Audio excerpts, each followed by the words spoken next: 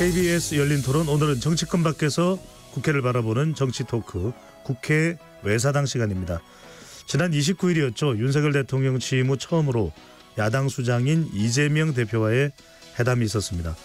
여러 차례 이재명 대표의 제안에도 불구하고 번번이 거절의 뜻을 밝혀왔던 윤석열 대통령이 이번에는 먼저 회담을 제안했는데요. 이번 영수회담의 배경과 의미, 역대 영수회담을 통해서 비교도 해보겠습니다. 2부에서는 22대 국회를 앞둔 정치권의 모습 살펴보는데요. 원내 일당이 된 더불어민주당은 최근 국회의장 자리를 두고 경쟁이 치열해지고 있습니다. 기계적 중립보다는 민심을 따르겠다며 후보들 간 선명성 경쟁도 뜨거워지고 있죠. 국회의장 무게와 역할, 정치권 바깥의 시선으로 살펴보겠습니다. KBS 열린 토론 지금 출발합니다. 치열한 토론 속에서 더 나은 세상을 찾아갑니다. 올바른 세상을 만드는 첫걸음. 평일 저녁 7시 20분 KBS 열린 토론.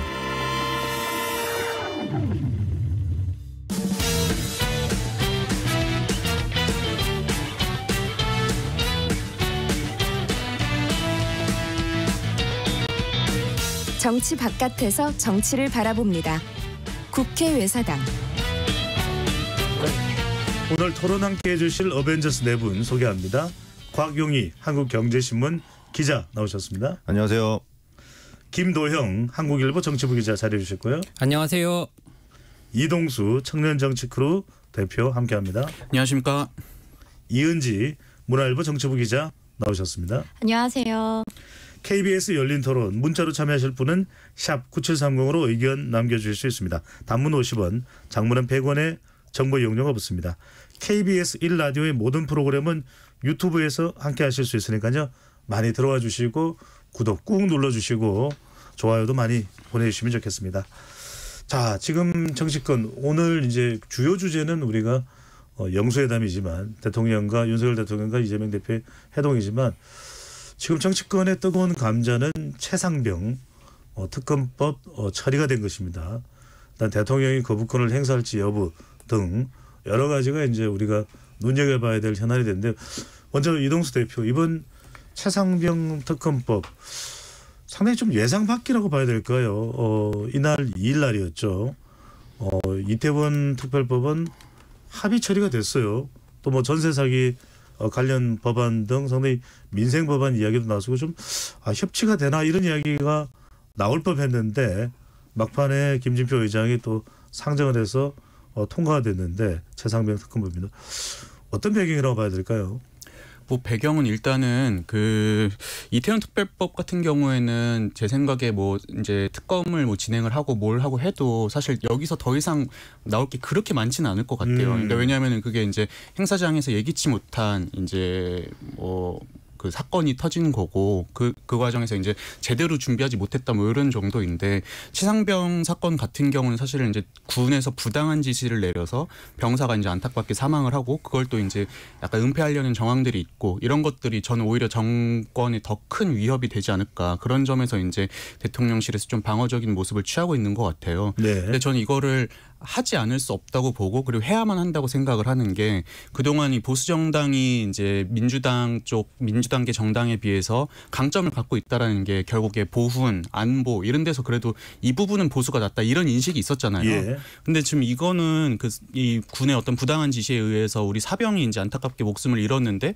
그거를 지금 이제 이 보수 정당에서 쉬쉬하고 있다는 게 이 이제 보수의 어떤 그동안의 가치나 이런 것과 좀 배치되는 측면이 있다고 보고요. 그래서 네. 저는 이제 이 국민의힘의 미래를 위해서도 이 사건은 좀 받아주셨으면 좋겠다 이런 생각입니다. 그렇군요. 민주당으로서는 총선 이후에 또 조국혁신당도 그렇고 최상병 특검법, 뭐 개혁신당도 최상병 특검법에 대해서는 계속해서 찬성 주장 목소리를 높이고 있는 그런 상황인데 그런데 김도희 기자, 네. 지금 나오고 있는 전망을 보면 윤석열 대통령 거부권 행사가 거의 또 확실시돼 보입니다. 왜냐하면 홍철호 정무수석은 뭐 안 하면 거부권 행사하지 않으면 직무유기다. 자, 그 답에서 여쭤보는 건 뭐냐면 21대 국회에서 재의결이 되더라도 무기명이라 하더라도 17명 이상의 이탈표가 나오기 쉽지 않을 것이고 22대 국회가 되더라도 아직 3년 정도의 임기가 남아있는 것을 감안한다면 8명의 국민의힘 이탈표가 안 나올 것이다. 결과적으로는 통과 안 될 가능성이 상당히 높다. 이런 이야기가 나오는 또 상황이네요.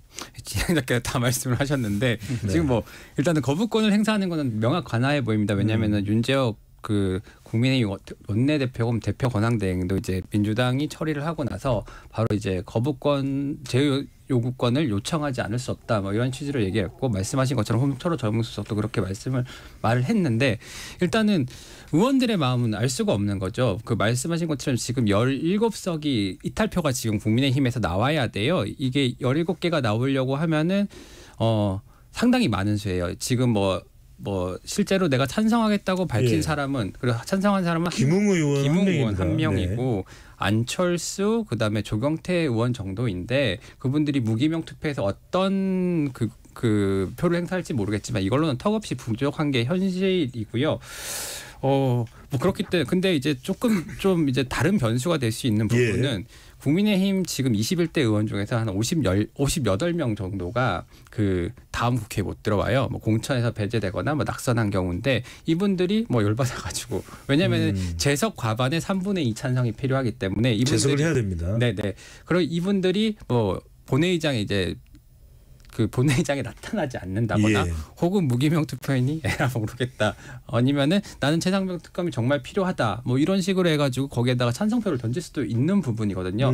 근데 어쨌든 대체적인 관점은 그게 17명까지 이르기는 힘들어 보인다라는 게 중론이고 22대 국회에서 다시 이거를 통과를 한다 하더라도 다시 한번 거부권을 행사하게 된다면은 22대 국회 같은 경우는 이제 8석 192명이니까 그 야권이 190이니까 국민의힘에서 8명이 이탈을 해야 되는 거잖아요. 네. 근데 이 부분은 솔직히 잘 모르겠어요. 일단은 8명은 17명에 상당히 줄어들었기 때문에 실제로 뭐 김재섭 당선자나 한지아 당선자나 아니면은 안철수 당선자나 예. 그리고 밝히지 않는 뭐 본인의 의사를 명확하게 밝히지 않는 몇몇 분들이 재의결을 할 때 할 수도 있다라는 생각은 조금 들어요. 근데 안철수 의원은 찬성이면은 2일날 투표할 때도 찬성표를 던지면 될 텐데 이제 같이 퇴장을 하더라고요. 거기에 대한 이제 그 안철수 의원 쪽 그 설명은 당론으로 이게 정해져 있는 상황이고 그다음에 민주당의 강행 처리에 대해서 반발하는 취지다. 아하. 왜냐하면 사실은 최상병 특검에 여야 합의가 전혀 없었거든요. 사실은 이게 국민의 뭐 특검을 추천하는 주체라거나 아니면은 조사 범위라든가 이런 부분 여야 합의가 조금 있어야 조금 명분이 생기지 않을까 그런 생각이 듭니다. 이현지 기자한테는 이 부분 여쭤보고 싶습니다. 그래서 지금 22대 국회까지 가더라도 재의결을 하더라도 부결될 가능성이 높은데 윤석열 대통령이나 대통령실에서 지적하는 것은 몇몇 또 법리적 조항이 있거든요. 독소 조항이다. 가령 변협에서 4명을 추천하면 그중에서 민주당이 2명을 선택을 해서 대통령이 2사람 중 1사람을 선택한다. 또 피의 사실이 또 불거질 수가 있는 것이 조사 과정에서 브리핑이 있거든요. 이런 부분인데 그중에 뭐라도 좀 약간 조율을 하면서 전개해 나가는 것도 방법이었을 텐데 뭔가 민주당이 좀 더 강력하게 또 더 날짜를 앞당기면서 이걸 처리를 한 것은 대통령 거부권이 있을 수도 있는데 뭔가 조국 혁신당하고의 좀 경쟁으로 봐야 되나요? 어떻게 봐야 되나요? 그렇다기보다는 일정 사항의 이유가 가장 큰 것 같아요. 이제 21대 국회를 마무리하면서 5월 2일에 이 최상병 특검법을 통과시켜야만 대통령이 거부권을 행사하더라도 5월 말에 27일이나 28일에 또 한 번의 본회의를 열고 재표결을 할 수 있잖아요. 네. 그런 측면에서 하는 것이고 조국 혁신당 같은 경우는 아직은 원내에 한 석밖에 없잖아요. 이제 다음 22대 국회에서 12석이기 예. 때문에 이 최상병 특검 황운하가 있습니다. 네, 한 석입니다. 네, 그래서 이번 국회에서 어찌 됐든 이걸 마무리하려는 수순으로 보시면 될 것 같습니다. 그러면은 민주당 내부에서는 국민의힘의 21대 국회에서 상당히 이탈표가 있을 거라고 기대를 하는 겁니까? 네, 그건 맞습니다. 민주당이 실제 17표 정도가 좀 이탈표가 나올 수 있지 않느냐 그런 기대감도 당연히 반영된 이제 것으로 볼 수 있고요.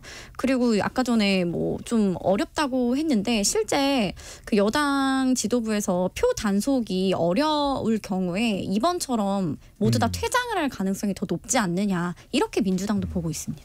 그런데 재석을 해야 돼요. 그 재의결할 때는 퇴장을 해버리면은 재석이 죄송합니다. 줄어들어가지고 그냥 통과되는 거라서 네. 재석을 해야 되는데 강경희 기자 일단 이 질문으로 이제 요 주제는 좀 마무리를 할 텐데 그렇게 되면 지난 29일 그래도 어렵사리 마련됐던 좀 그동안 이 굳었던 해빙 좀 무드가 있었지 않습니까? 용산 해동 이렇게 되면은 완전 대치 국면으로 가는 거 아니냐. 21대 국회가 개원도 하기 전에 여야 간에 정말 혈전이 벌어지고 더 이상의 소통과 협치는 없어지는 거 아니냐 이렇게 우려하는 목소리도 나올 건데요. 저도 이제 오전에 민주당 관계자랑 좀 통화를 해봤더니 네. 일단 이 이슈를 꼭 그 영수회담이랑 연결 지으면 안 된다. 어차피 이건 민의로 확인이 된 거고 총선에서도 결정적으로 승리할 수 있었던 계기가 된 거고 이미 민의로 확인이 됐기 때문에 요거를 때문에 영수회담과 연결 지어서 만약에 그걸 소홀히 한다? 그럼 타격은 오히려 이번 정부에 더 있을 수밖에 없다. 윤 대통령에 있을 수밖에 없다. 구통 이미지가 강화되고. 근데 왜냐하면은 이 지금 영수회담 이후의 협치 분위기에서 오히려 이런 민감 이슈에 대해서 논의를 거부를 한다. 특히 이제 그 어떤 뭐 명분 자체는 민주당이 가져온 상황에서 그렇다면은 협치에 소극적이거나 부인하는 듯한 모습을 보여주면은 오히려 피해는 윤 대통령한테 갈 수가 있다라는 좀 해석도 저는 들었습니다. 이제 저는 이 최상병 사건이 흘러가는 과정을 보면서 이 사건도 좀 이제는 정쟁화되고 있다라는 느낌을 좀 많이 받습니다. 그러니까 누구를 처벌하자에 지금 포커스가 맞춰져 있는데 저는 뭐 이제 예를 들어서 이 최상병 특별법이 통과가 돼서 뭐 특검을 하고 누구를 처벌하고 책임 있는 분들을 처벌하는 건 필요하다고 생각을 하는데요. 그것보다 더 중요하고 본질적인 문제는 사실 이게 진짜 말도 안 되는 상황에서 사병들 그 이제 개천에 물 불어나는데 들이밀어 넣어가지고 이제 이 해병대에서 보여주기식 어떤 퍼포먼스를 하려다가 사병이 목숨을 잃은 거잖아요. 네. 근데 여전히 이제 군대에 그런 문화들 되게 만연해 있거든요. 사병들 되게 사람 취급 안 하고 또 부당한 지시를 그냥 까라면 까라는 식으로 하고 저는 이런 문화 이제 군내 좀 잘못된 문화를 바꾸는 좀 계기가 됐으면 좋겠고요. 그래서 이제 처벌도 이제 당연히 해야겠지만 좀 이 군내 문화를 개혁하고 혁신하는 데에도 좀 많은 분들이 관심을 가져주셨으면 좋겠습니다. 알겠습니다. 방금 전에 이동수 대표가 그날 이제 실종자 수색을 하는 것에 대해서 말씀하셨는데 그 부분은 조금 더 팩트가 좀 정확하게 밝혀져야 될 부분이라서 이동수 대표의 발언은 좀 참고를 해 주시면 좋을 것 같습니다. 자, 그렇다면 영수회담과 관련된 이야기로 넘어가서 이게 최상병 특검법 이슈까지 연결이 되니까 상당히 또 다른 평가가 있을 수도 있겠습니다. 일단 영수회담만 놓고 봤을 때 김동희 기자 어떻게 평가를 해야 될까요? 사실은 만났다는 것 자체에 의의를 두는 것 외에는 별다른 성과가 없었다. 사실 그리고 대부분 이제 정치 평론가들이나 기자들도 예측했던 거거든요. 일단은 윤석열 대통령이 취임 이후에 단 한 번도 이재명 대표를 만나지 않았었기 때문에 그 부분을 해소한다는 것 자체에 의의가 있다면 의의가 있을 수 있는 거고 다만 이게 협치로 이어질 것이냐에 대해서는 굉장히 부정적인 평가들이 많습니다. 뭐 예를 들면은 제가 이제 그 영수회담 있었던 날 이제 밤에 전화를 받았어요. 한 의원한테 전화 왔고 자기는 그 영수회담 보면서 굉장히 모멸적이었다라고 하더라고요. 왜요? 이재명 대표가 이제 그 앞에서 이제 요구사항이 담긴 거를 15분 정도 읽었잖아요. 15분 동안 읽는 거를 보면 자기는 삼전도의 굴욕이 생각났다는 거예요. 이제 3대 국고두례라고 하죠. 이제 3번 절하고 9번 고개를 숙이는. 그 전화 받으신 의원은 국민의힘 예, 소속 국민의힘 의원이죠. 예. 그런 정도로 되게 어떻게 일국의 대통령을 앞에 두고 그런 식으로 승리 세레모니를 할 수 있느냐라는 얘기를 한 거예요. 근데 그렇게 나온 것 자체가 그 비공개에서 뭔가를 그러니까 이제 협상을 통해서 얻어가려는 생각은 없었던 거 아니냐 뭐 이런 식의 얘기를 좀 많이 했어요. 그리고 그 보면 이제 윤석열 대통령 표정도 상당히 굳어지거든요. 그 얘기를 할 때 뭐 그런 점에서 이제 모멸적이라고 좀 느끼는 사람들도 있는데 근데 한 초선 당선인이 이렇게 얘기를 하더라고요. 오히려 그 야당에서 그 국민의힘을 존중하지 않는 모습을 보일 때 우리가 오히려 야당을 존중하면은 그런 모습들이 또 국민들이 우리를 재평가하는 계기가 될 거다 이런 얘기를 하더라고요. 네. 근데 전 그 장면 보면서 좀 의아했던 게 당연히 그런 정도의 큰 회담을 하면은 모두 발언이 있는 게 아닌가 생각을 했는데 나중에 보니까는 이제 없이 그냥 뭐 비공개로 진행하려고 하는데 이재명 대표가 나가려는 기자들을 붙잡고 이제 했다라는 얘기가 나와서 저는 이게 원래 예정에 없었던 거였구나 해서 새삼 좀 놀랐었습니다. 바로 이 대목입니다. 준비된 발표 원고를 양복 안쪽 주머니에서 꺼내서 이제 이재명 대표가 읽어내려가자 상당히 윤석열 대통령의 표정이 굳어졌다는데 일부 보도에 따르면 정확한 건지는 모르겠습니다. 뭐 모두 발언을 원래는 이제 좀 훈훈하게 서로 하고 또 비공개 회의로 들어가서 상당히 쓴소리를 토해낼 것이다 이렇게 예상을 했던데 민주당 내부에서는 이재명 대표가 준비한 원고를 읽어내려간 배경에 대해서 어떻게 설명을 하고 있나요? 일단은 뭐 주도권을 확실하게 잡았다라고 평가가 많이 나오고요.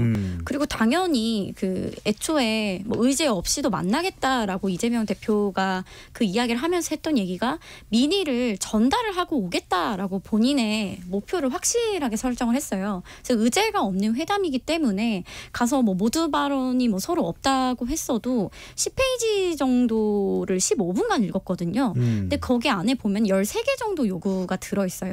근데 그러한 민의를 전달하는 거는 야당 대표로서 충분히 할 수 있다는 게 민주당 내부 평가입니다. 예, 민주당 내부에서는 이재명 대표가 할 일을 했다. 네, 그리고 실제 뭐 정치 구단인 이제 박지원 이제 당선인 같은 경우도 요즘에 10단이라고 그러더라고요. 이제 10단인가요?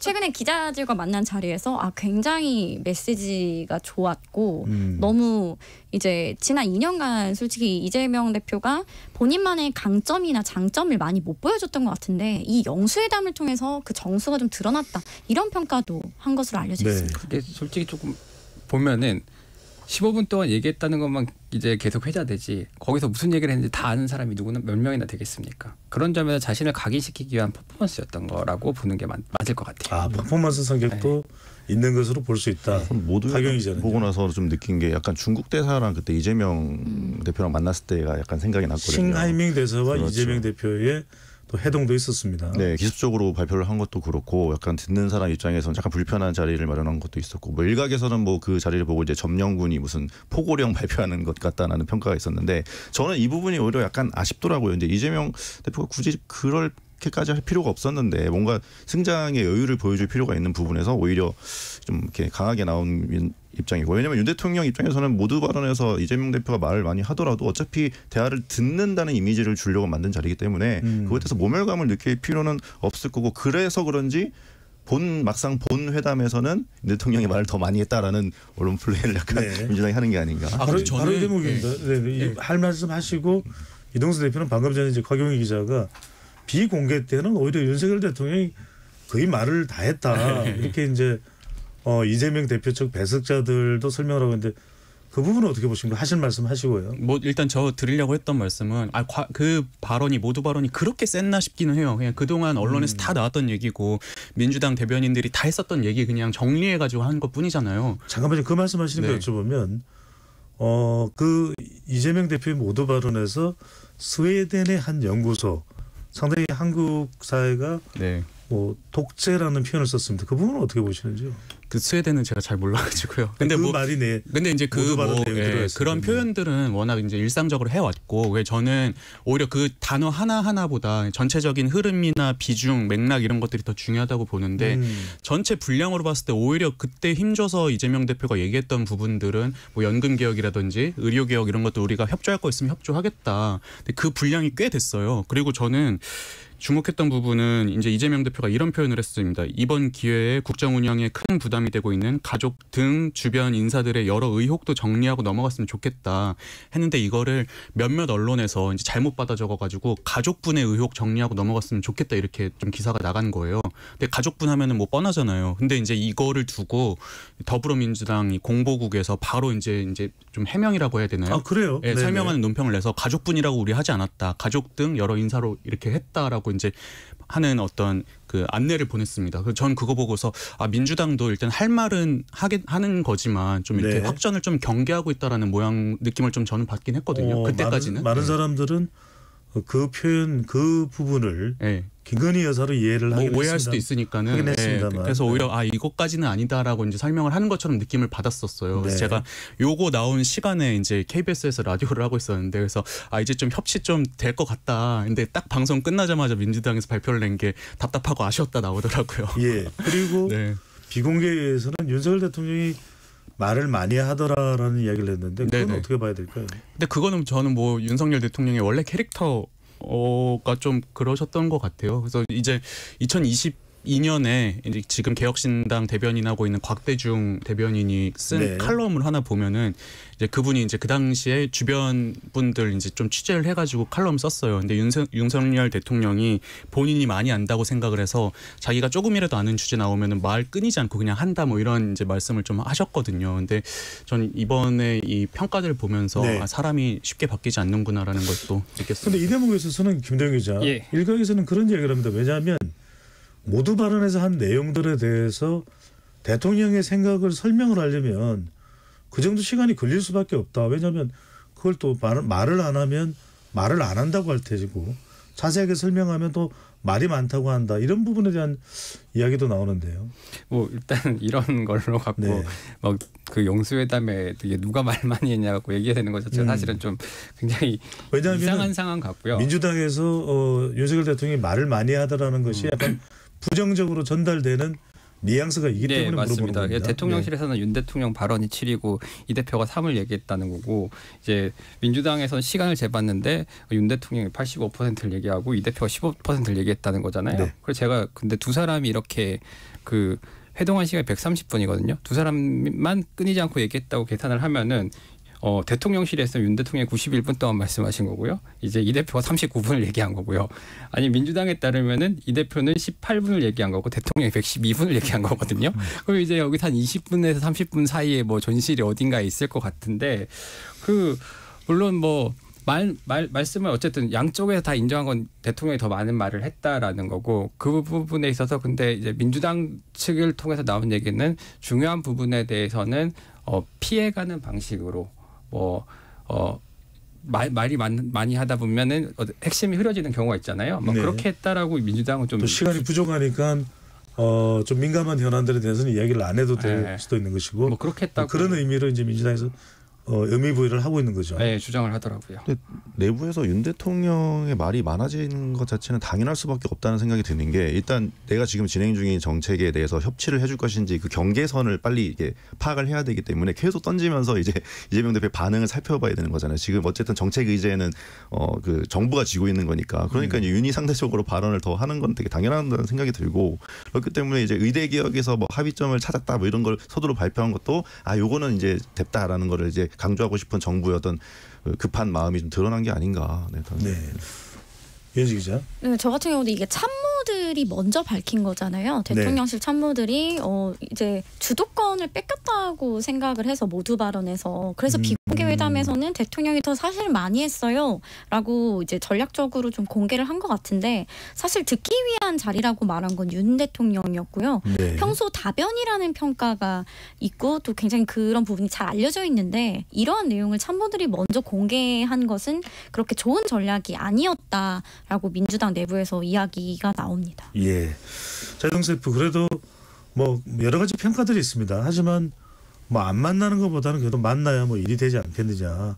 만나는 것에도 상당히 만나는 그 자체로도 상당한 평가를 또 하는 목소리도 나오는데 어떻게 보시는지요? 저는 그 이재명 대표 처음에 인사말을 한 것 중에 기억에 남는 표현이 차로 오는데 20분밖에 안 걸렸는데 들어오는데 700일 걸렸다고. 그래서 저는 우리 정치가 그동안 이 정치라는 게 결국에 어떤 이 서로 간의 이해관계나 이런 것들을 대화 타협으로 조정하고 이런 기능들을 해야 되는데 그동안 이런 대화라든지 설득 이런 것들이 너무 실종이 돼 있었구나라는 걸 좀 새삼 느꼈고요. 그래서 이번 이 회담을 계기로 좀 앞으로도 그래도 종종 그래도 좀 서로 이번에 하셨던 것처럼 통화도 하고 이런 의제들에 대해서 좀 머리를 좀 맞대셨으면 좋겠습니다. 그렇군요. 자, 뭐 영수회담이라고 표현을 하긴 합니다만은 윤석열 대통령이나 국민의힘에서는 영수회담이라는 표현 자체가 좀 적절하지 않다. 과거의 제왕적 당대표나 이런 시절에 영수회담이라는 걸 쓸 수 있지 대통령과 또 야당 대표와의 만남은 그냥 뭐 회동이나 회담 정도라는 게 맞는 것 아니냐. 자, 영수라는 표현을 쓰고 아니고 이 부분에 대해서 또 부정적인 이유, 이현지 기자 어디에 있을까요?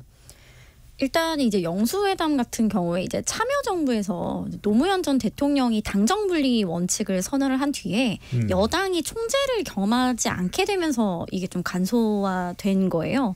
근데 이제 그 이후에 이제 영수회담이라는 표현이 적절치 않다. 그래서 조금 부정적으로 이렇게 비춰지는 것 같습니다. 그 대통령 그 영수회담이라는 게 대통령이랑 그리고 이제 야당의 수장의 어떤 회담이다 해가지고 영수회담 하는 거잖아요. 근데 저는 이 용어를 가지고 굳이 막 이렇게 따질 필요까지는 없다고 생각해요. 뭐 만나면 되고 뭐 내용이 중요한 거지. 영수회담이라는 단어가 권위적이고 뭐 영부인이라는 단어가 권위적이고 이거는 네. 본질은 아니라고 생각하거든요. 근데 이제 다만 그런 점은 있는 것 같습니다.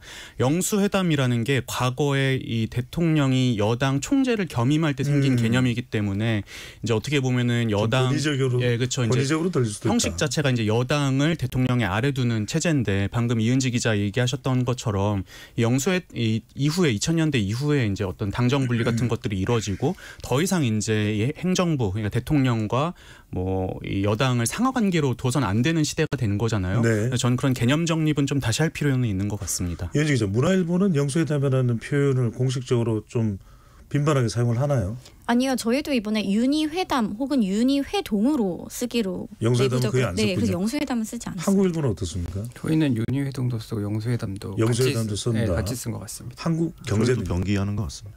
변기에서 사용을 했다. 그럼 상당히 일반적으로는 뭐 이제 꺼려하는 반응도 있기는 합니다만 그냥 혼용해서 뭐 쓰고 있다 이렇게 좀 볼 수도 있을 것 같은데 그다음 김동현 기자, 과거 이 대통령과 야당 대표와의 만남 이 뭐 얼마나 자주 열렸고 좀 우리가 눈여겨 볼 만한 그런 과거의 뭐 해동들 뭐 의미 있는 해동들이 좀 있었을까요? 어떨까요? 뭐 이를테면은 박정희 정부 때 5회 있었고요. 전두환 정권의 1회, 노태우 대통령 때 2회, 김영삼 대통령 2회, 김대중 전 대통령이 많았습니다. 8회고요. 노무현 전 대통령 2회, 이명박 전 대통령 3회, 박근혜 전 대통령은 0회고요. 그다음에 문재인 전 대통령이 1회입니다. 근데 이게 문재인 대통령도 많지가 않았네요. 이게 왜냐면은 2018년인가요? 홍준표 자유한국당 대표와의 만남. 그러니까 정확하게 6년 전 당시에도 제 기억에는 4월로 기억이 나는데 그때가 이번 해동 이전의 마지막이었죠. 그렇습니다. 이게 양자회담 형식만 집계를 한 거고요. 문재인 전 대통령 같은 경우에는 양자회담 말고 보통 이제 대통령과 여당 대표까지 포함한 소수정당 대표를 포함한 그런 대통령 여야 대표회동 이런 것들을 많이 했었습니다. 이게 제일 처음에 영수회담 자체가 1965년이 최초인데 그때 박정희 전 대통령이 5회인데 이게 뭐 많다고 보실 수도 있는데 재임 기간이 워낙 길었잖아요. 1960년부터 79년까지 17년간이죠. 예, 뭐 그런 부분이 있는 거고 그다음에 그래서 이제 65년 최초인데 이때 베트남 전쟁 파병하고요. 그다음에 그 한일 청구권 협정 있지 않습니까? 뭐 그런 되게 첨예한 문제들이 있어가지고 당시 박순천 전 의원을 이렇게 해가지고 같이 만났었고요. 여성입니다. 네, 네. 그리고 김영삼 전 대통령을 1975년에 이제 만났어요. 여기서 이제 김영삼 전 대통령한테 뭐 직선제 개헌 받아들이겠다, 뭐 이런 정도 취지, 뭐 민주화하겠다, 뭐 이런 취지로 얘기를 했다고 하는데 안 하셔가지고 이제 김영삼 전 대통령 회고로 굉장히 화를 낸 적이 있고요. 뭐 김대중 전 대통령 같은 경우에는 굉장히 뭐 의학 분업부터 시작해서 재임 같은 5년 재임기로 봤을 때는 상당히 자주 만났어요. 예. 8번이면 네. 뭐 1년에 2번 이상 만난 적도 있다는 이야기인가요? 예, 뭐 조순 당시 한나라당 총재를 시작으로 해서 이회창 총재하고는 한 7번 만났다고 합니다. 그 뭐 의학 번역 같은 이슈가 있을 때마다 좀 풀어내려고 많이 노력을 했죠. 네. 그 김대중 정부 때가 상당히 자주 만났다 이렇게 이야기가 되고 있는데 김대중 전 대통령 시절 이동수 대표 떠올려 보면은 네. 또 한편으로는 우리가 역대 대통령 평가할 때 참 야당과의 관계를 적극적으로 잘 활용한 인물이 김대중 전 대통령이라는 설명도 합니다. 그래서 이때 이제 방금 전에 이야기했던 의학 분업 이 문제도 이제 또 논의하는 계기가 됐고 남북 관계 또 IMF 위기 극복에 대해서도 이해창 대표 상당히 많은 이야기들을 했다고 하는데 그게 이제 또 소통을 잘한 대통령으로도 평가를 받는 이유기도 합니다. 어떻게 잘 활용이 됐을까요? 근데 저는 그게 꼭 뭐 김대중 대통령만 그런 게 아니라 삼김이라고 일컬어지는 정치인분들이 좀 그런 성향이 있었던 것 같아요. 이제 김영삼 전 대통령, 김대중 전 대통령 그리고 김종필 전 총리까지 해가지고 우리가 이제 삼김 시대라는 시기를 한 30년 정도 넘게 이제 경험을 했잖아요. 근데 그 당시 보면은 이분들이 당내 워낙 이제 큰 지분을 갖고 있기 때문에 그 어떤 그 거기서 나오는 자신감 같은 게 있었던 게 아닌가. 그래서 내가 상대방과 만나서 대화하고 뭐 내어줄 거 내어주더라도 내 지지는 흔들리지 않을 거라는 어떤 그런 자신감이 있었던 것 같고 또 상호 간의 존중도 있었던 것 같고요. 이걸 제가 좀 감동적으로 읽었던 부분이 김종필 전 총리가 그 1988년에 이제 총선 끝나고 나서 여소야대가 확 만들어졌었잖아요. 네. 근데 이제 본인이 보니까는 이게 야당 이 대표들끼리 만나서 잘 해보면 우리가 국정을 주도할 수 있겠다 해가지고 그 양김한테 손편지를 써서 보냈대요. 우리가 한번 만나서 이야기해보고 뭐 이끌어가 보자. 근데 또 양김이 또 그거에 이제 손편지로 화답을 하면서 이제 네. 이 세 분이 이제 88년 5월인가에 이제 만났었거든요. 여의도에서. 거기서 그 자리에서 처리된 게 뭐 이 50청산이라든지 아니면은 5.18 특별법 같은 것들 그 자리에서 이제 합의가 돼가지고 추진이 됐는데 이것처럼 저는 좀 이 삼김 같은 경우는 워낙 자기들이 갖고 있는 당내 지분이라든지 기반이 탄탄했잖아요. 네. 그러다 보니까 그럴 수 있었는데 지금 정치인들 같은 경우는 이제 오랫동안 정치한 분들이 많이 없다 보니까는 아무래도 당장의 어떤 자기의 어떤 기반이나 이런 것들을 걱정할 수밖에 없고 당원들의 목소리에 휘둘릴 수밖에 없는 상황이 지금 이런 갈등 정국을 만든 게 아닌가 좀 그런 생각이 들었습니다. 네. 예. 이동수 대표의 설명을 듣다 보니까 답은 손편지일까요? 네. 손편지도 전 좋은 수단이 될 수 있다고 근데 생각합니다. 이제 예. 약간 서로가 서로를 어느 정도 인정을 해줘야 돼요. 이게 얘가 나와 같이 이렇게 앉아갖고 1대1로 회담을 할 정도의 정치적 레벨이 되느냐 그 문제가 제일 큰 것 같고 사실은 저는 영수회담이 많으면 많을수록 좋지 않다라고 생각을 해요. 왜냐하면 영수회담이라는 거는 여당의 대표인 사람과 야당의 대표인 사람이 만나가지고 각자 지지층을 대변하는 거라서 좀 나라를 가른다는 느낌이 저는 굉장히 많이 받습니다. 네. 자, 그런데 뭐 실제 이제 이렇게 뭐 영수회담이든 또 대통령과 또 당 대표들과의 회동이 그렇게 또 성공적이지는 않았었다라는 그런 또 평가가 나오기도 합니다. 역대 만남에 대해서. 그래서 대통령 지지율도 그렇게 썩 많이 올라가지도 않았고 방금 전에 가장 많이 만났던 김대중, 이해창 총재는 훗날 7번 만나서나 7번 뒤통수를 맞았다는 뜻에서 7의 7배 이런 말을 하면서 영수회담은 전국 정상화를 위한 수단일 뿐 앞으로의 전국 안정까지 보장하는 것은 아니다. 이런 또 소회를 밝혔는데 왜 이런 대통령과 야당 대표와의 만남이 그렇게 효과적이지 못한 이유는 뭐였을까요? 이현지 기자. 사실 아까 전에 이제 뭐 진영을 가른다라는 표현을 김도영 기자가 했는데 이게 사실 정치인은 주도권 싸움이고 어쨌든 이 안에서 어쨌든 정권 재창출을 위해서 서로 경쟁하는 사이잖아요. 그런데 정말 그 각 당의 대표들이 만나는 자리에서 합의를 이끌어내는 게 각 지지층에 더 좋을 것인가 아니면 선명성을 이번에 이재명 대표가 15분을 읽었던 것처럼 선명성을 좀 드러내면서 지지층에 호소를 할 것이냐 이러한 고민들이 있을 텐데요. 네. 아무래도 사실 협치라는 게 쉬웠으면 뭐 매번 정치 뭐 역사 때마다 모든 것들이 잘 합의가 됐겠죠. 사실 진영 논리가 있다 보면 그런 것들이 좀 어려워지고 그러다 보니까 합의까지 이르는 게 굉장히 어렵지 않았나. 네. 저는 그런 이유도 있는 것 같아요. 삼김 시절에는 인터넷도 없었고 뭐 휴대폰도 별로 없었잖아요. 그러니까 그때는 이제 뭐 서로 이제 합의해주고 내줄 거 내주고 해도 이렇게 그 욕 먹고 이런 정도들이 좀 덜했었는데 요즘은 뭐 잘못 합의했다가는 바로 지지율 폭락하고 문자 메시지로 폭탄 날라오고 이러니까는 이 리더들 입장에서도 그 시절보다는 좀 더 이 정서적인 부담이 심리적 부담이 커진 게 좀 작용하지 않나. 예. 네. 저는 그래서 오히려 지금 상황에서 협치 같은 게 좀 더 필요하다는 생각이 들거든요. 왜냐하면 이번에 이제 양당 득표 보면 국힘이 이제 44%인데 그리고 이제 민주당 52%인데 민주당 의원 수는 의석 대비해서 63%입니다. 그러니까 약간 과대대표된 면이 있죠. 대선 때도 마찬가지고. 그러니까 이런 그 민의가 약간 반반은 아닌 상태에서는 오히려 양쪽이 만나서 좀 조율을 하는 과정이 필요하지. 그러니까 여대 야소 국면이랑은 좀 다른 상황이 아닌가. 네. 조사 결과에서 우리가 개요를 읽어줘야 될 건데 찾아서 청취자분들께 전달을 드리도록 하겠습니다. 내부는 아실 줄 알았는데. 자, 그래서 이 여야 대통령과 이재명 대표의 회동 이후에 상당히 좀 뭐 100% 만족의 평가는 안 나왔지만 그래도 기대감도 있었습니다. 그런데 이제 이태원 특별법이 합의해서 처리될 때만 하더라도 그게 살아있다. 그래도 성과다. 이런 말이 나왔는데 지금 이제 최상병 특검법 이게 이제 대통령 거부권 가능성이 높아지고 서로 간에 정말 한치의 절충의 공간도 없는 대치 국면으로 갈 것이다. 여기에 대해서 민주당에서는 아니 범인이 아니면 왜 거부하나 또는 전재수 부산에서 유일하게 당선된 민주당 의원이죠. 전재수 3선 당선이 됐는데 전재수 의원은 이 최상병 특검 관련해서는 이건 뭐 협치 여부를 논할 이야기는 아니다. 이렇게 얘기를 하고 있는데 이현지 기자. 일단 대통령실에서는 아주 극한 반응, 극렬한 반응이 나오고 있지는 않습니다. 그것도 좀 소통의 여지를 살려두기 위한 것이지 않을까라는 생각이 드는데 어떻게 봐야 될까요? 계속 대통령과 이재명 대표 또 여야 간의 최상병 특검법 갈등에도 불구하고 좀 협치가 지속될 수 있을까요? 어떨까요?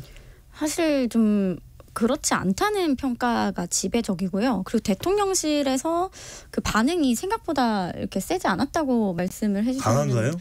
네, 예. 민주당에선 나쁜 정치라는 일단 표현을 했고요. 정진석 신임 비서실장이 그리고 민의를 거스르는 이제 입법이었다. 이 네. 정도의 톤이 나왔는데 이거는 사실상 거부권 행사 수순으로 가는 거고요.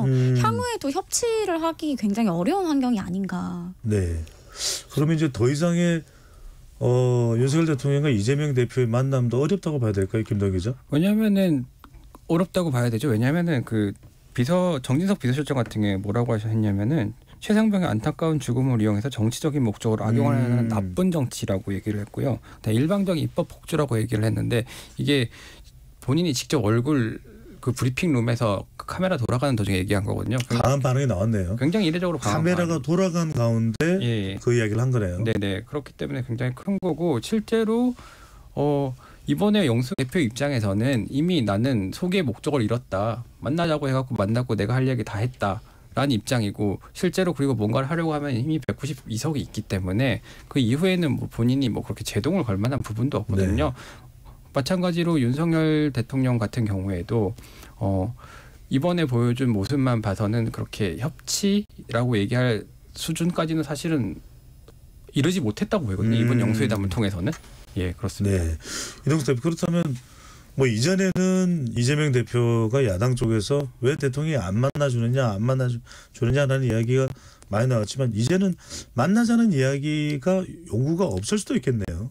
뭐 전 그거는 그럴 수 있다고 대통령이 이제 생각을 거부권을 행사하고 이렇게 되는 상황이 그럼 또 이제 온다면. 다시 강대강 대치로 또 이어질 가능성도 있다고 보고요. 다만 이제 한 번 만났다고 해서 이게 만났다 뿐이지 사실 여기서 어떤 성과를 또 제대로 낸 건 아니잖아요. 그래서 저는 좀 이제 이재명 대표가 요구하지 않을 수는 있겠지만 그래도 이제 이 영수회담을 뭐 정례화까지는 아니더라도 그래도 남은 임기 중에 한두 번이라도 더 이제 윤석열 대통령이랑 뭐 이재명 대표랑 그리고 이제 여당 대표까지 해가지고 좀 이렇게 합의를 볼 수 있는 장이 좀 그래도 열렸으면 좋겠다는 생각입니다. 네, 강용 기자는요? 저는 약간 생각이 다른 게 이번에는 이제 이재명 대표가 총선 승자로서 먼저 제안을 한 거잖아요. 영수회담을 전에 8번은 거절을 당했지만, 근데 이제 사실은 이제 이 제안은 윤석열 대통령이 먼저 했습니다. 그렇죠. 네. 근데 이제 윤석열 대통령과 비교해서 사실은 불통 이미지가 이재명 대표도 이제 꽤 있었거든요. 근데 이번에 합리적인 어떤 이미지 그리고 이제 대화를 거부하지 않는다라는 이미지를 구축하면서 지금 이재명 대표가 요 어떤 꽃놀이패를 쥐게 된 거예요. 어떻게 보면은 그렇기 때문에 지금 약간 정부 입장에서는 이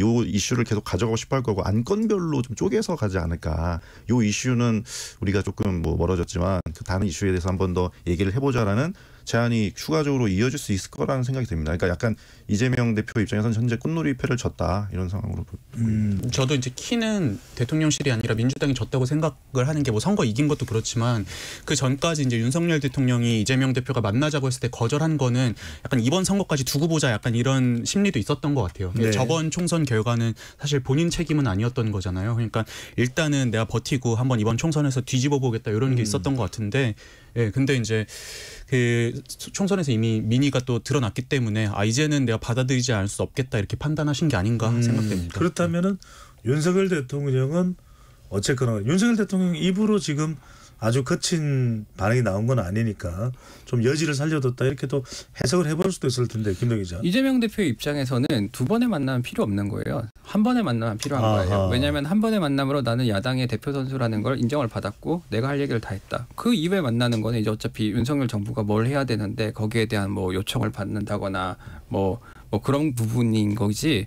뭐 추가로 이재명 대표가 더 윤석열 대통령에게 뭘 요구할 건 없는 거. 뭐 거부권을 하지 말라 이런 거야말로 정말 정치적 수사기 때문에 그 부분이 있으면은 거부권을 행사하게 되면은 그걸로 인해 또 민심이 또 윤석열 정부에게 안 좋은 방식으로 갈 거기 때문에 예. 제가 봤을 때는 이재명 대표가 굳이 그리고 실제로 민주당 반응도 그런 걸로 알고 있어요. 알겠습니다. 굳이 또 만날 필요 없다.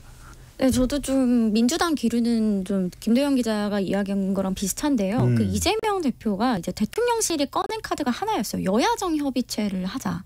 그런데 이재명 대표가 이걸 거절했단 말이에요. 라는 입장을 보였는데요. 이미 이거는 이제 13개를 요청을 했는데 대통령이 모두 받지 않았어요. 특검을 포함하여.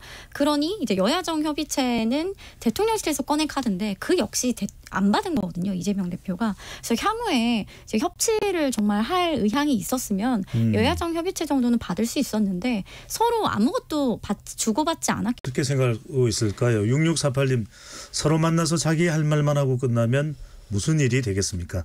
민생 문제에 서로 협력해도 모자랄 판인데 말입니다. 서로 토론하고 합의하고 무엇보다 대한민국을 먼저 생각해야 하는 분들 아닙니까? 하는 말씀 주셨습니다. 로고 듣고 2부 이어가겠습니다.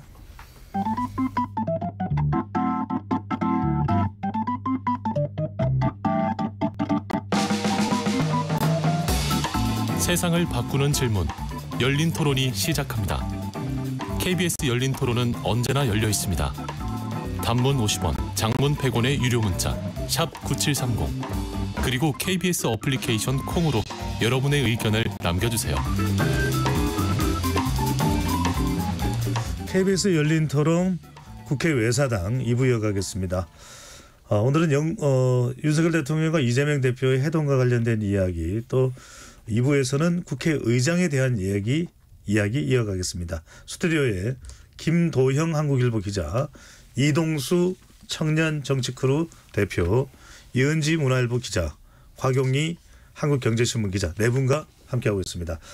앞서 1부에서 조사 결과라고 말씀드렸는데 조사 결과는 아니고요.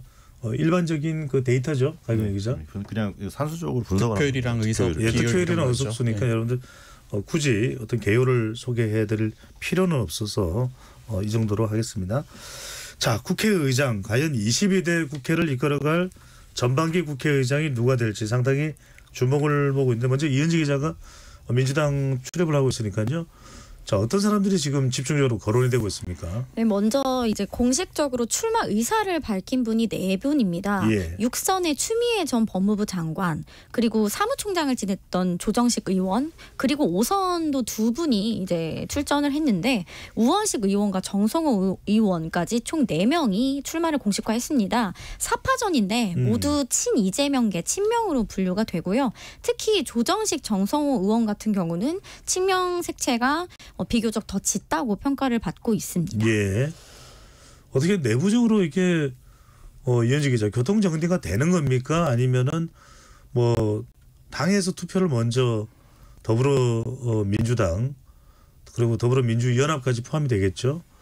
그래서 22대 국회 당선자들이 뭐 투표를 하게 되나요? 어떤 앞으로 향후 일정 날짜까지 뭐 어느 정도 대략적으로 말씀해 주실 수 있으면 좋고요. 네, 5월 16일에 이제 투표를 하게 되고요. 오전 10시입니다. 예. 그래서 현재로서는 교통 정리 없이 4명 후보로 가는 분위기고요. 대표실에서도 좀 명확히 하고 있는 게 원내대표 선거 같은 경우는 서영교 최고위원이 이제 불출마를 하면서 박찬대 의원으로 좀 교통 정리가 이뤄진 측면이 좀 실제 있지만 의장 선거만큼은 결선 투표를 뒀잖아요. 네. 그것 자체가 사실상 이재명 대표가 중립을 지키고 가지고 의원들의 선택에 맡기겠다라는 의미라고 하더라고요. 그래서 의장에 있어서는 명심이란 게 없다라고 딱 잘라 이야기를 하고요. 그래서 초선 당선인들도 굉장히 고민이 많고 기자들 예. 만나도 오히려 누가 좀 괜찮냐 이렇게 질문을 하기도 해요. 또 누굴 뽑을지 의견도 모두 갈린다고 하는데요. 현재 지지자들 사이에서는 추미애 전 장관 추대 움직임이 좀 활발하게 있었는데 네. 이번 주 들어서 정성호 의원도 함께 의원하는 좀 그런 측면으로 좀 바뀌었어요. 예. 네, 그리고 당 내에서 재선이나 삼선 중진 의원들을 중심으로는 당무를 좀 두루 해봤고 이재명 대표와 2년간 사무총장으로 보조를 맡춘 조정식 의원이 의원이군요. 좀 가능성이 높다라는 기류도 나오고 있고요. 네. 추미애 전 장관 같은 경우는 이제 강한 그립감을 쥐고 의장을 좀 민주당이 하고 싶은 입법을 모두 다 조금 조력을 해줄 수 있는 그런 기대가 있어서 초선 당선인들 사이에서 꽤 표를 얻을 수 있을 거란 관측도 나옵니다. 예. 최근에 조금 흥미로운 얘기를 들었는데, 그래요? 네, 그 경기도 그 민주당 경기도 당선인들 그 모임이 한 차례 있었다고 합니다. 그런데 그 자리에 지금 경기도 당선인이 조정식, 추미애 그리고 정성호 의원 3명이에요. 그러네요. 네, 근데 그분들이 다 앉아 있는 자리에서 모 초선 당선인이 이번 22대 전반기에는 추미애 당선인이 하시고 예. 후반기에는 여기 앉아 계신 그러니까 조정식, 정성호 의원을 겨냥한 것이겠죠. 예. 두 분 중에 한 분이 하시면 되겠습니다라고 공개 발언을 했다는 거예요. 네, 초선 당선인이. 그래서 이런 것들이 좀 초선 당선인들은 좀 지지자들의 의중이라든지 아니면 좀 더 강성적인 의장을 더 원하는 게 아니냐 이런 이야기들이 좀 나오고 있습니다. 알겠습니다.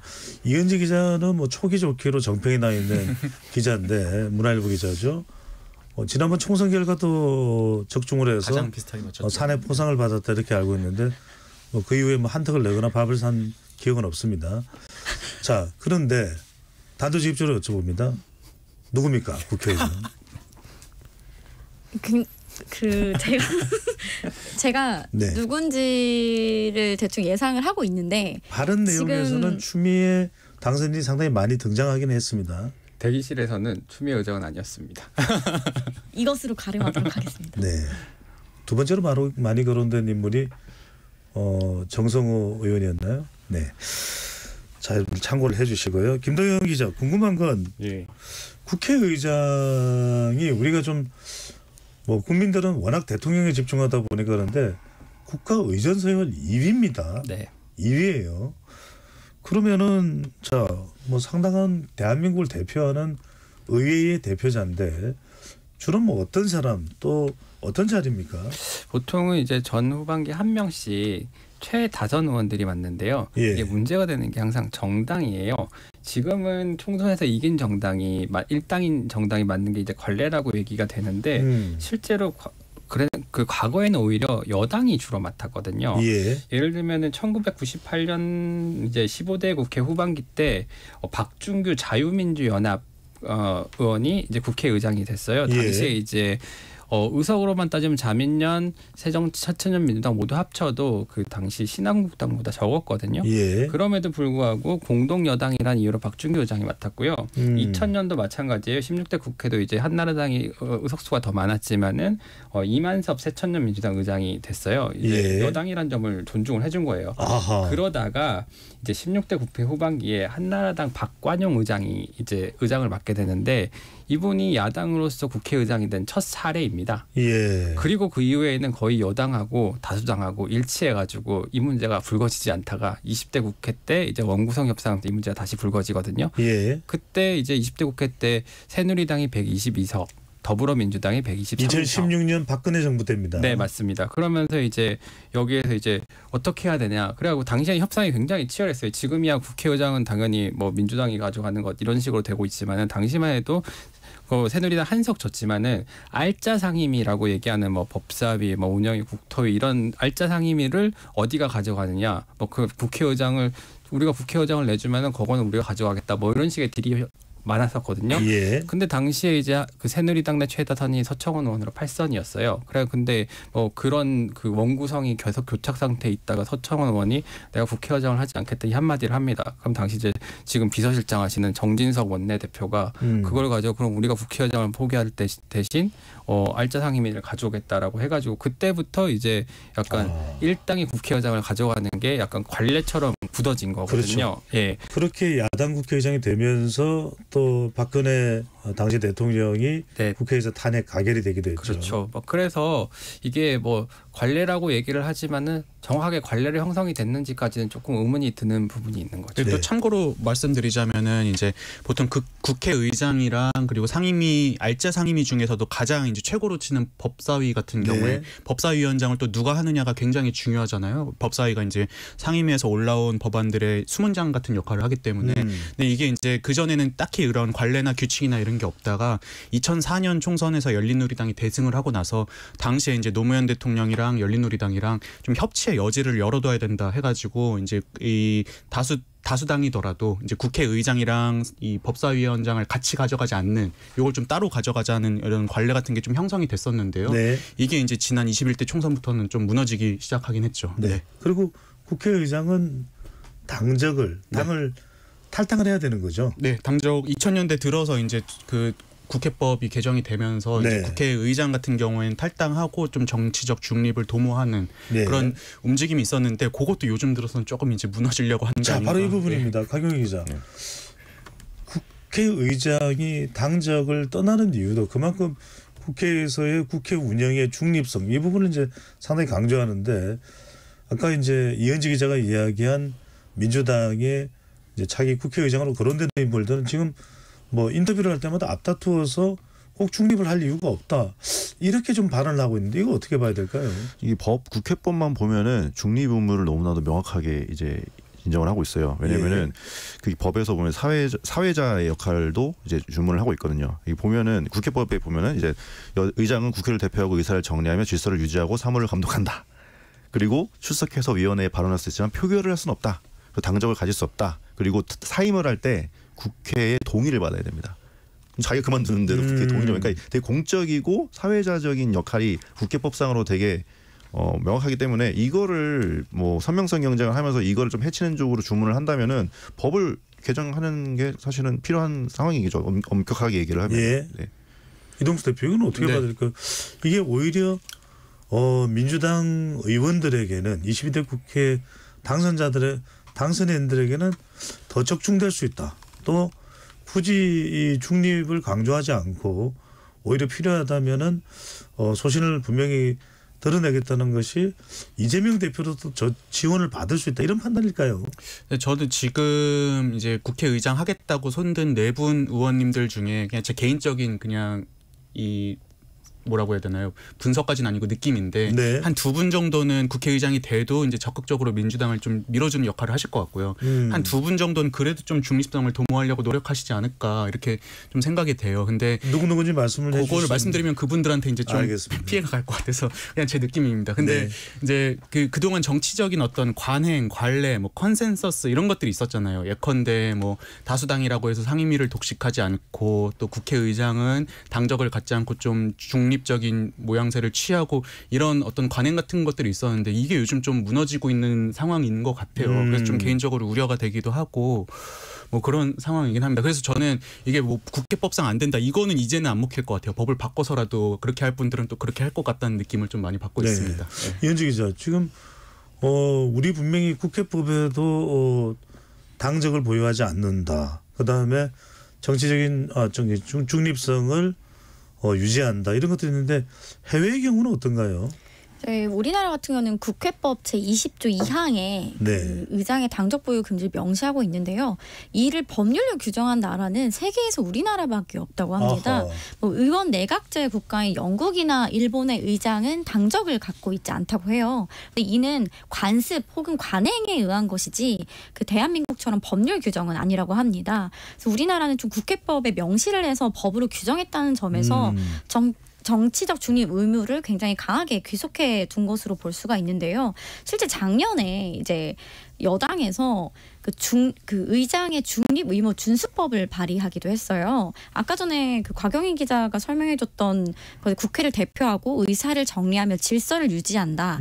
여기에 중립 의무를 명시하자는 건데요. 아직까지 이 법안은 통과되지 않은 상황이라서 당적 보유만 안 하고 있지 사실상 중립 의무가 있는 것은 아니다라는 네. 주장도 나오고 있습니다. 미국 법은 참 재미있는 게 우리로 치면은 국회의장이라고 할 수 있는 하원 의장을 다수당의 원내대표가 맡습니다. 그러니까 원내대표가 맞으니까 그대로 당의 색깔이 하원 의장의 경우에는 유지가 되는데 그게 어떤 영향을 미칠지 또 어떤 주목할 만한 그런 또 사례들도 있었을 것 같기도 하고요. 뭐 예를 들면은 낸시 펠로시 전 하원 의장 같은 경우를 예. 들 수가 있는데요. 제가 자료 조사를 좀 하다가 한국경제에서 재밌는 기사를 찾았어요. 제목이 읽어드리면은 추미애도 윤 연설문 찢을까 한국판 낸시 펠로시 예고라는 제목이에요. 네. 뭐냐면은 이제 낸시 펠로시 전 하원 의장 같은 경우는 하원 의장을 하면서 2020년에 트럼프 전 대통령의 시정 연설문을 트럼프 대통령 앞에서 찢어버립니다. 예. 그만큼 이제 예를 들면 우리나라의 윤 대통령이 시정 연설을 하러 왔는데 그 앞에서 국회의장이 연설문을 찢어버리는 이런 사태인 거거든요. 사실은 뭐 정치적 중립을 요구받는다면 있을 수 없는 일이잖아요. 그리고 낸시 펠로시 전 하원 의장 같은 경우에는 트럼프 전 대통령 탄핵을 2번이나 주도하기도 했습니다. 또 뭐 예를 들어서 이제 미국 역사상 처음으로 하원 의장에서 해임된 그 케빈 맥카시 의원을 예를 들 수 있는데 당시 이제 하원 의장에 해임될 때 강경파 공화당 의원 8명이 찬성표를 던졌거든요. 당시 하원 의장이 당선이 될 때도 투표를 15번이나 할 정도 굉장히 어려웠는데 프리덤 코커스라고 하는 이제 강경파 의원들이 남부 국경 요새화 법안 이런 것들을 요구한 걸 안 들어주니까 거기에 대해서 해임에 찬성하고 이런 식이 돼버린 거죠. 그러니까 우리나라 국회의장이랑은 개념이 완전히 다르다고 볼 수 있습니다.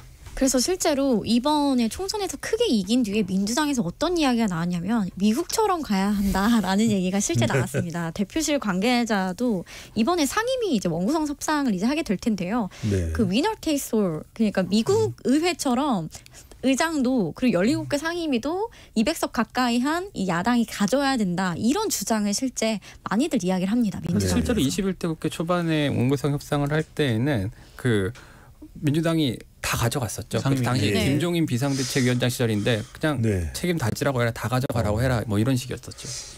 미국 국회의원들이 우리 국회의원보다 잘하는 건 이야기를 잘 안 하네요. 네. 박영희 기자, 한국경제에서는 아예 제목까지 추미애 당선인을 박았는데 한국경제는 추당선인을 국회의장으로 예상을 하고 있는 건가요? 사실은 이제 제가 아까쯤에 오전에 통화했을 때는 이제 사실은 박찬대 의원이 오늘 원내대표가 된 게 친명계 분들의 입장에서는 조금 악재까지는 아니겠지만 아니 왜냐하면 본인이 되기 위해서는 왜냐하면 그럼 내부에서 이런 분위기가 있을 수 있대요. 그러니까 모두 다 이제 친명계가 해먹을 거냐. 그 틈을 추미애 의원이 잘 파고들어서 될 수 있다는 얘기가 돌고는 있었다고 들었습니다. 네.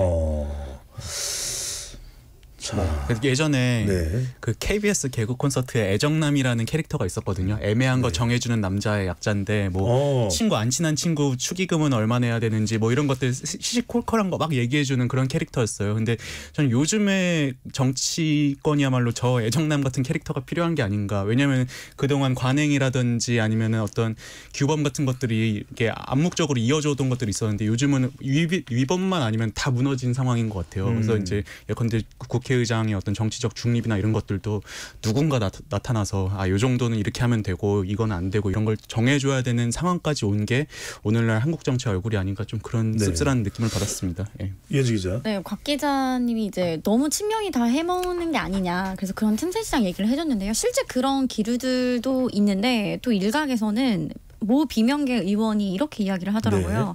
첫 1년은 친명이 다 하도록 놔둘 거라고 합니다. 그래서 원내대표도 박찬대 의원 단독 추대였죠. 의장도 지금 친명 의원들이 지금 거의 3파전으로 하고 있는데 거론되는 인물들이 다 친명이라고 봐야 되는군요. 사실상 그렇습니다. 그래서 첫 1년은 그냥 이대로 두고 한 1년만 기다리면 다른 목소리가 분명 나올 것이다. 아. 이제 친명 체제로 1년 동안 어떻게 네. 하는지를 좀 지켜보겠다. 이런 관망 섞인 네, 그런 1년은 평가도 있더라고요. 일종의 친명 허니문 기간으로 봐야 그렇죠. 된다. 예, 허니문 기간 봐주겠다. 김동 기자, 근데 뭐 추미애 당선인이 국회의장이 되든 아니면 누가 국회의장이 될 거 아닙니까? 그러면 이제 중립성에 대해서 꼭 유지해야 될 이유가 없다 이렇게 이야기하는 상황에서 실제로 국회의장이 뭐 대통령 연설할 때 뒤에서 뭐 연설 원고를 찢는다든지 또는 국회의장이 여야 의원들한테 뭐 대통령에 대한 뭔가를 좀 독려한다든지 뭐 제가 굳이 뭐 표현은 안 하려고 했는데 뭐 이제 탄핵이라든지 이런 걸 뭐 거론하게 국회의장이 먼저 거론하게 되는 그런 상황이 벌어진다면 국회가 어떻게 될까요? 사실은 굉장히 적절하지 않죠. 왜냐하면은 어쨌든 그 오랫동안 쌓아온 관습 위에서 그런 정치적 문화들이 형성이 된 거잖아요. 근데 우리는 그렇지 않단 말이에요. 예를 들면은 뭐 저희들끼리 이제 정치부 기자들끼리 농담 삼아가지고 이러다가 국회의장하고 이제 여당 측 국회 부의장하고 싸우는 거 아니냐 뭐 이런 것부터 시작해가지고 뭐 아니면은 뭐 추미애 국회의장이 되면은 윤석열 대통령이 더 이상 시정연설을 오지 않을 것이다. 뭐 이런 관측부터 시작해서 뭐 그런 것들이 나오긴 하는데 실제로 국회의장이 뭐 그런 식으로 굉장히 정파색을 드러내는 거는 법 취지에도 맞지 않고 우리나라 문화에도 맞지 않고 그 꼬인 정치 상황을 풀어가는 데서 전혀 도움이 안 될 것 같습니다. 네. 그 국회의장이라는 자리가 국회 그냥 입법부를 대표하는 자리잖아요. 근데 저는 행정부를 견제하는 차원에서 예컨대 이제 이번에 될 국회의장이 윤석열 대통령과 뭐 각을 세우는 거는 저는 이해할 수 있다고 생각을 합니다. 근데 문제는 국회를 대표하려면 어느 한쪽만 대표하면 안 되는 거잖아요. 그 과정에서 그냥 국민의힘을 뭐 배제하고 뭐 이렇게 뭐 표로 찍어 누른다든지 이런 것들은 좀 지양해야 되지 않을까 좀 이런 네. 느낌을 받았습니다. 이동수 대표님 이거 좀 여쭤볼게요. 그래서 지금 이제 21대 국회가 오는 5월 29일까지입니다. 근데 이제 마지막 가장 뜨거운 감자가 되고 있는 게 최상병 특검법인데 결국 강행 처리 통과됐습니다. 근데 김진표 의장이 여야 합의를 해봐라 이렇게 얘기를 했는데 그 뒤에 우리가 가린 국회의장이 이제 더 이상 민주당 소속은 아닙니다만 소속이었던 민주당 쪽에서 또 이제 이 특검법이 통과돼야 된다는 차원에서 막 요구는 할 수 있습니다만 상당히 거센 반응이 나왔어요. 뭐 해외 순방 못할 줄 알아라. 또는 뭐 육두문자 욕설까지 뭐 난무하는 상황이 됐고 상당히 김진표 의장이 그냥 뭐 쑥대밭이 되는 그런 상황이 이거는 어떻게 해석을 해야 될까요? 일종의 막 국회의장을 일각에서는 좀 뒤흔들었다 이런 표현도 나오는데 어떻게 보시는지. 아니 뭐 저는 김진표 의장이 이제 여야 합의로 가져와라라고 요청은 할 수는 있다고 생각을 해요. 네. 근데 문제는 지금 마지막에 이제 얼마 안 남은 이 뜨거운 시기에 꽤 긴 시간 해외 순방이 잡혀 있었던 거잖아요. 근데 이 상황에서 이렇게 여야 합의로 해와라 하고 넘기고 해외 순방 가는 건 좀 부적절하지 않나 저는 그렇게 생각을 근데 합니다. 그게 법률상 그렇게 돼 있어요. 올리려는 의안은 여야 원내대표의 서로의 합의가 있어야 의안을 올릴 수 있기 때문에 그거는 김진표 의장이 법률에 따라 원칙적인 입장을 피력한 것이고 예. 이제 의사일정 변경 동의라는 제도가 있습니다. 그걸 해갖고 이제 상정할 수 있는 의안을 이제 올리는 건데 이번에 김진표 의장이 그래도 적절하게 잘 판단을 한 거는 이번에 안 하면 이제 그 거부권 시한이랑 했을 때 우리나라는 회기불개속의 원칙이기 때문에 이제 6월달 돼갖고 임시국회가 다른 이제 22대 국회가 개원을 하게 되면은 예. 그 이전에 이제 거부권 행사했던 법안이 어떻게 되냐. 뭐 표결하지 않은 법안이 어떻게 되냐 이런 걸로 논쟁이 붙을 수 있거든요. 그렇기 때문에 이번에는 잘 본인도 그 얘기를 하고 논란의 소지를 차단하면서 상정을 해갖고 통과가 된 거잖아요. 네. 그런 부분에 대해서는 뭐 적절하게 잘 했다라고 생각이 됩니다. 네. 자, KBS 열린 토론 오늘 윤석열 대통령과 이재명 대표의 회동 또 최상병 특검법에 대한 여야의 반응 그리고 국회의장으로 거론되는 인물 아직 이현지 기자가 정확하게 누가라고는 이야기를 안 했어요. 다음 주에는 이야기를 해줄 건가요? 다음 주에 이미 우리가 다음번 방송 때는 이미 결정이 됐겠네요. 이게 제가 어떤 이야기를 하면 특히 초선 당선인이라든지 영향을 미칠 수 있기 때문에 영향을 미치는 자리. 그건 아닌데 네. 예를 들어서 이런 게 있잖아요. 요즘 누가 대세라더라 이렇게 얘기하면은 그래 이 사람을 유은지가 뽑아야 대세래, 되나? 이러면. 아니요. 그 4명 중에 누가 유력하다고 제가 말을 하면 네. 좀 부적절할 수 있어서 양해 부탁드립니다. 총선 결과를 정확하게 예측하고 그것을 좀 자랑할 때의 모습은 아닌 것 같기도 하고 아니 농담이고요. 자 이제 마무리를 할 시간이 됐습니다. KBS 열린 토론 지금 긴박하게 흘러가고 진행되고 있는 이슈들에 대한 이야기를 했으면 누군가는 이제 또 국회의장에 오는 16일인가 17일 날 이제 선출이 될 텐데 정말 국민들은 민생을 이야기하고 있습니다. 내부는 국회의장이 앞으로 어떤 역할을 좀 해야 될지 참 국회에 대한 국민들의 기대도 있지만 우려가 있는 건 분명해 보입니다. 어떻게 해야 될지 한 30초씩 말씀을 해주면서 마무리를 하도록 하겠습니다. 조금 더 길게 하셔도 좋고요. 이동수 대표부터요. 예전에 이제 이만섭 전 국회의장이라고 계셨잖아요. 이분이 이제 90년대 김영삼 정부에서도 국회의장을 한번 하셨고 2000년대 넘어가면서 김대중 정부 때도 이제 국회의장을 한번 하셨는데 이분이 이제 이 당적을 한번 바꾸셨어요. 그냥 쭉 이 신한국당, 뭐 한나라당 이쪽에 계시다가 이제 이 나중에 새천년 민주당으로 넘어가시면서 두 대통령의 어떤 여당을 다 경험을 한 거잖아요. 근데 이분이 김영삼 대통령이 뭐 예를 들어서 이제 안기부법이라든지 정당법 이런 것들 처리를 요구할 때 이제 내용이 좀 부당하다고 생각하면 저는 그런 거 못합니다 하고 그냥 단칼에 거절하고 김대중 대통령 때도 이제 뭐 이제 좀 이 거여였죠. 그때는 이제 여당에서 이제 뭔가를 좀 강행하려고 하면은 좀 제지하면서 합의를 이끌어내고 뭐 이런 걸로 좀 유명하셨더라고요. 이분이 남긴 말씀 중에 이런 말이 있었습니다. 본인은 이제 의사봉을 칠 때마다 한 번은 여당을 보고 한 번은 야당을 보며 마지막은 국민을 바라보며 양심의 의사봉을 치겠다 이런 말씀을 해주셨는데 저는 이것이야말로 진짜 국회의장이 좀 가져야 될 바람직한 마음가짐이 아닐까 이렇게 생각합니다. 이 국회의장의 이름을 한 번 더 말씀해 주시죠. 이만섭 전 국회의장이십니다. 이만섭 전 국회의장입니다. 자, 강영 기자는요? 사실 이제 오늘 김진표 의장이 발언을 하나 했더라고요. 좀 정치가 지나치게 팬덤화가 되고 있다. 극한의 말이 이제 부메랑으로 돌아올 것이다. 그래서 이제 되게 유명한 의회주의자시잖아요. 근데 이제 차기 의장 덕목으로 뽑은 게 좀 공감이 많이 돼서 소개를 해드리자면은 우리 미래를 위해 어떤 것이 옳은 것인지를 판단할 줄 알고 그에 따라 행동하는 사람이어야 한다라고 말씀하셨는데 이 부분에 전적으로 구구절절 동감을 하는 바입니다. 네, 참 국회의장의 역할이 따지고 보면 참 간단한 것도 아니고 또 국회 운영에도 결과에도 상당한 영향을 줄 수 있는 인물입니다. 이은지 기자. 누가 될 거라는 건 부담 갖지 말고요. 두 분이 너무 큰 얘기를 해주셨는데요. 네. 저는 조금 강론으로 들어가자면 이제 국회법에 정당을 갖지 못하게 돼 있는 게 뭐 정치적 중립을 지키라는 의미라고는 하지만 사실 의장이 기계적 중립만 지키다 보면 여야 간에 절대 좁혀지지 않은 이견이 있는 법안을 영영 통과될 수가 없습니다. 그런 측면에서 국회의장이 협상의 묘미를 발휘해서 늘 의장이 내놓는 그 대안들이 있습니다. 그 여야가 첨예하게 충돌을 할 때 그 대안법을 내놔서 그걸 토대로 좀 합의가 이루어지고 이런 경우가 있거든요. 그래서 적극적인 중립을 행사를 해서 여야 이견이 있는 법에 대해서 좀 협상할 수 있는 대안을 만드는 역할이 점점 더 중요하지 않을까 생각을 해봅니다. 네, 참 중요하네요. 생각하면 생각할수록 국회의장의 역할이 중요합니다. 김동인 기자.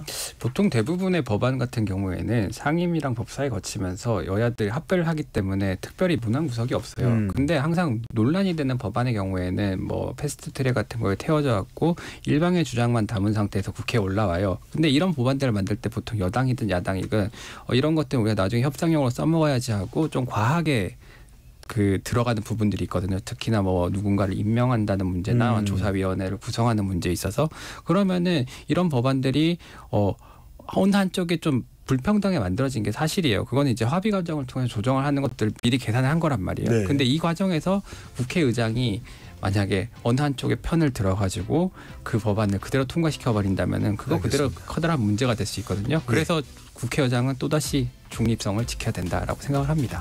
예, 네 분 말씀 오늘 고맙습니다. KBS 열린 토론 국회외사당 이것으로 모두 마무리하겠습니다.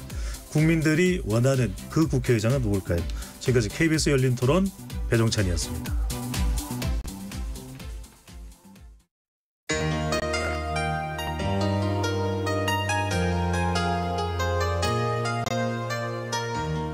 아픈 사람을 만나면 의사가 되고 위험에 빠진 사람을 만나면 구조대가 됩니다. 다문화 가족에게는 친구가 되고 사회적 약자의 목소리를 전합니다. 다른 일을 하면서도 들을 수 있으니까 좋고 삶의 일부죠. 제가 라디오를 통해서 사랑 고백을 한번 해본 적이 있는데요. 생소했고 신기했고 재밌었고요. 그게 그리고 라디오의 되게 매력인 것 같아요. 네, 제 소중한 꿈을 이룰 수 있게 했던 라디오 앞으로 늘 함께 할 겁니다.